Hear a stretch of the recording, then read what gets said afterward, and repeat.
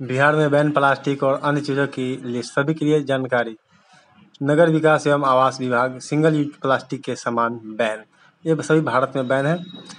नगर निकास एवं आवास विभाग सिंगल यूज प्लास्टिक के सामान बैन, जिसमें बहुत सारी चीज़ों को बैन किया गया है। जो यहाँ पे लिस्ट है, कुछ लिस्ट का नाम है ईयरबड स्टिक, प्लास्टिक के झंडे, ice cream stick, plastic cup, glass कांटे, मिठाई के डब्बे पैक करने वाली पन्नी, थर्मोकोल के सजावटी सामान, cigarette packet, balloon stick, PVC banner,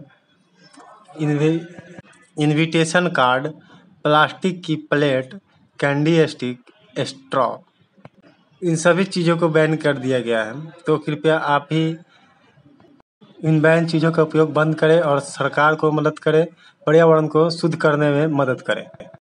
यह अपडेट था। वीडियो अच्छा लगा हो वीडियो जरूर लाइक कीजिएगा। चैनल पर नए हैं चैनल को जरूर सब्सक्राइब कीजिएगा, क्योंकि बिहार की सभी छोटी बड़ी अपडेट इस चैनल पे आते रहते हैं। वीडियो देखने के लिए आपका बहुत बहुत धन्यवाद।